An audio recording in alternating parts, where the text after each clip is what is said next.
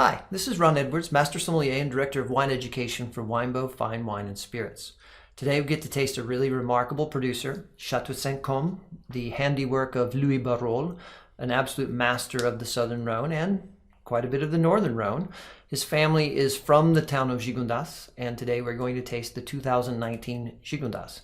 It's always a pleasure to taste his wines because he is a master of this region, and he has reasons for that. He and his family have a history on this property starting in 1490. Yeah, 1490. Since before Columbus left to discover the New World, as it was then called, they have been there. That's enough time to figure out what to grow, what not to grow, how to grow it, and evolve with time. There's two things that Louis has definitely done. Never remain stagnant and always taking care of the land. He learned that from his father. Sustainability is a huge thing for them. So as we get ready to taste this wine, a little bit about the wine. Whole cluster fermentation, co-fermentation of the various grape varieties in cement tank. That is really the way that Louis feels like Southern Rhone grapes benefit the most. Then it is aged in small French barrique, 20% new. For this particular wine, Louis believes that Gigondas benefits greatly from the smaller barrels. The blend is 70% Grenache, 15% Mourvèdre, 14% Syrah, and 1% Cinsault. So let's give it a smell and see what's going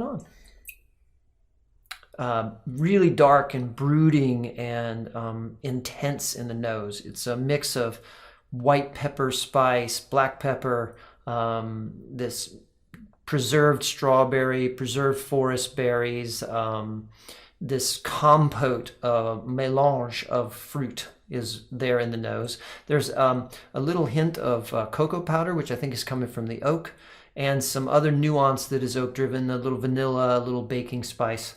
And then after that goes a bit, it starts to show some of the garrigue, that herbe de Provence, resinous herb thing that we get so often out of Southern Rhone wines. There's also this beautiful dusty earthiness, like dry farm soil. It's clean and inviting, but still very earthy. And then it goes back into the spicy, dark, rich fruit. This definitely smells like a wine that's powerful, that's intense, that's going to demand your attention when you taste it. So let's taste it. So the first thing that immediately grabs your attention is how big and bold this wine is. It's got tons of texture.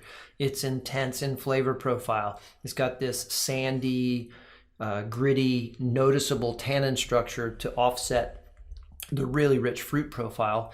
And then after you get through that, then the flavor starts to come through, and it's very similar to the nose, but you get to add a couple of things. There's the white pepper, there's the black pepper, the herbs are definitely there. There's a, right after the cocoa powder comes this newer nuance of like orange oil, orange zest at a distance, or maybe dried orange peel.